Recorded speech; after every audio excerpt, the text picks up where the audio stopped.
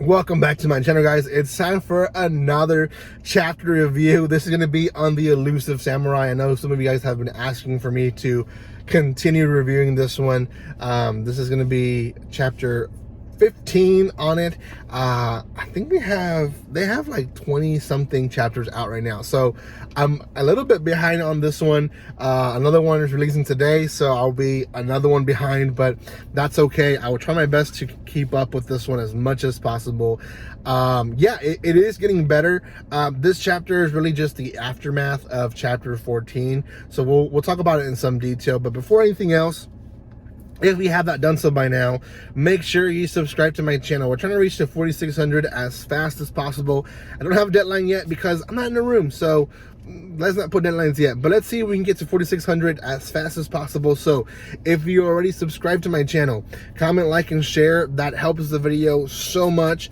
If you haven't subscribed yet, then subscribe. I would appreciate that. Thank you for the support and love that everyone does show this channel. So let's talk about chapter 15. It's a pretty good chapter. Like I said, it's just the aftermath of chapter 14, though. We see Tokiyoki and Gemba trying to escape from Ichikawa and Salamune. And essentially, if you guys forgot, Salamune is the one that has the archery skills that doesn't miss a shot, and Ichikawa is the one that has the good hearing. So essentially, we see Genba first use one of his illusions, essentially, or illusions, to kind of trick Salamune at where he is, and Genba eventually is able to break Salamune's bow. Now, this is very helpful because eventually when they do run away, Salamune is not going to be able to use his bow to still attack them from a long distance. So that's, I guess, was his first initial goal, was let's try to attack him. Now, you might be wondering, why didn't Ichikawa help Salamune in this attack? Well, Ichikawa, again, has great hearing. He can't see, but he has great hearing.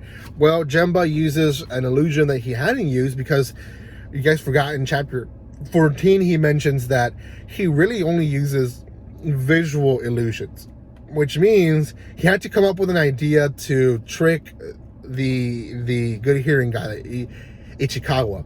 What he ends up doing is that he makes a loud noise where a bunch of birds come out of the trees and are flying in all directions, and this actually confuses Ichikawa. He's not able to hear where Genba is running and attacking, and that's how he's able to break the enemy's bow. With that happening, he then distracts them by saying, you guys are so worried about us stealing a piece of paper. I say it's a piece of paper, let it burn. So he actually gets the whole building on fire, and with that distraction, Genba and Tokiyoki are able to escape with Tokiyoki's retainers that were on the horses. They come back, they retrieve them, and they leave. So what happens after that? Well, we get this aftermath basically in the rest of the chapter. The people of the city are claiming that Ichikawa and Salamune can't do anything about them being kicked out of their homes or their land, because they have no parchment. They have no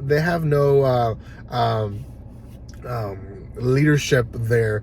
And then on top of that, a bunch of people from the city have put or placed a request saying that, hey, I actually contributed to the fight. So now they have to actually report and see if everyone's saying the truth, which can take forever.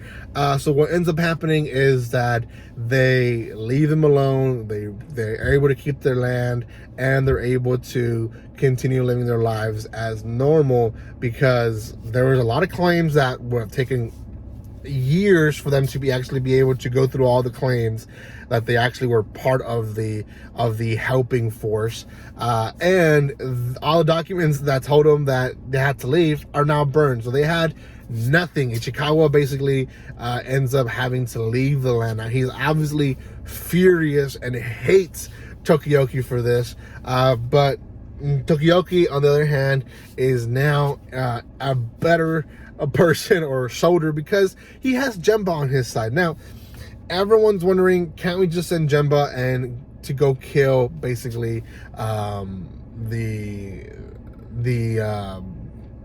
main dude, the big boss, right? Wouldn't that be easier and just finish the whole thing with it? And a lot of people say that's probably the easiest way to do it, but that's not the idea. They actually want Jemba to get information. They want him to be an intel guy, not an assassin. So a bunch of things happen, and that's basically what happens in this chapter. I will say that I'm excited for the next chapter, and we'll see what happens. For now, guys, make sure you subscribe to my channel. Sorry, I have some visitors coming already to my house or to my parents' house, so I do have to end this video. I'll see you guys on the next video, and like always, subscribe, comment, like, and share. Don't be strangers. See you guys.